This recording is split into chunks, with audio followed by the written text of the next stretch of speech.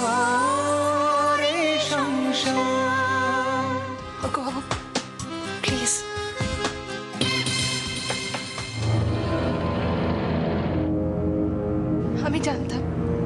আমি জানতাম আমার ছেলেকে আমি এখানেই পাবো, তাই এখানে ছাড়া আর কোথাও যাইনি, সোজা এখানে চলে এসেছি। একটা কথা বনানি, বাচ্চাটা যদি আপনার হয় তাহলে আমার থেকে খুশি কেউ হবে না। আপনিও আমার সন্দেহ করছেন? আমি যে স্বপ্ন দেখেছিলাম আপনি নিজে এসে নিজে হাতে বনিকে আমার করে তুলে দিচ্ছেন, সেই স্বপ্নটাই তো সত্যি হলো অর্কবাবু। তাহলে আপনি কেন সেটা মানতে চাইছেন না? কেন আমার বিশ্বাস করছেন না? না না, তা নয়। ঠিক আছে, আমি প্রমাণ দিতে রাজি আছি। বলুন কি প্রমাণ চাই আপনার? আপনি একটাই প্রমাণের কথা বলেছিলেন। অনেক খোঁজ করেও ওই বি লেখা লকেটটা কিন্তু কোথাও পাওয়া যায় না। তুমি আমরা সবাই জানি যে দীপ্তির অর্ক বক্সির উপর একটা ভীষণ উইকনেস আছে। অর্ক বক্সি ডাকলে ও একদম তার কাছে ছুটে চলে যাবে। সেখানে বাচ্চার জন্য শোক, তোমার প্রতি ভালোবাসা, সংসারের প্রতি দায়িত্ব, কোনো বাধাই কিন্তু ওর কাছে আর বাধা নয়। অর্ক বাবুর সঙ্গে যদি দীপ্তির কোনো সম্পর্ক থাকতো তাহলে দীপ্তি বাড়িতে কখনো ফিরে আসতো না। না, ওই যে বললাম তো, দীপ্তি তোমার কাছেই ফিরে আসতে চায়, কিন্তু ওই যে দুর্বলতা অর্কবাবুর প্রতি, সে ডাকলেই সে ছুটে চলে যাবে। গোলমালটা কিন্তু ওইখানে, জানো তো? দেখুন, অর্ক বাবু এই বাড়িতে যে উদ্দেশ্য নিয়ে ঢুকুক না কেন, আমি ওর উদ্দেশ্য কোনোদিনই সফল হতে দেব না। রূপ আপনারও সন্তান,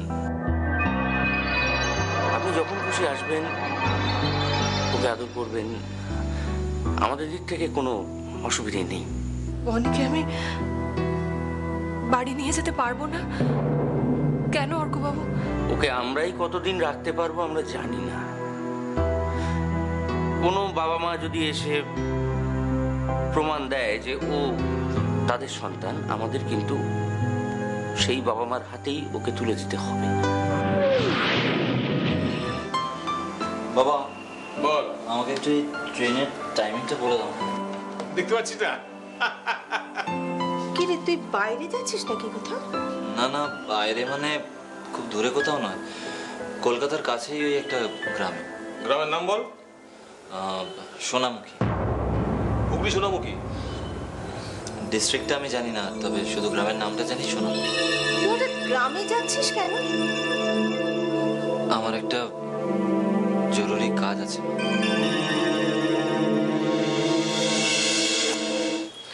দেখ কাবেরী, তুই বাধ্য হয়ে বিয়েতে রাজি হয়ে অনির্বাণকে ঠকাচ্ছিস না তো?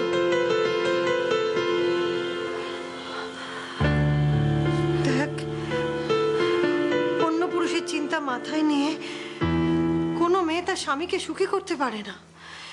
একদিন না একদিন সে স্বামীর কাছে ধরা পড়বেই। মা, তুমি কেন এত ভয় পাচ্ছ? চিন্তা একটা কারণে, তুই বা পলাশ কেউই সম্পর্কটা শেষ করে দিসনি।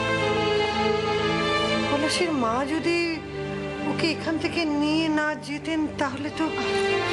মা, তাহলে কি হতো সেটা ভুলে যাও মা। পলাশের মা জোর করে পলাশকে এখান থেকে গ্রামে নিয়ে চলে গেছে। পলাশ আর কোনোদিনই এখানে ফিরে আসবে না, আর আমিও পলাশের কাছে কোনোদিন ফিরে যেতে পারবো না। সেই জন্যই কি তুই বাধ্য হয়ে অনির্বাণকে বিয়ে করছিস? মা, এই কথাটা বলে তুমি অন্তত অনির্বাণকে ছোট করো না। যখন ভালোবাসার জন্য আমি সবাইকে সবকিছু ছাড়তে প্রস্তুত ছিলাম, আজ অনির্বাণের জন্য পলাশকে ছাড়তে পারবো না। এই হাওয়ারে সংসার।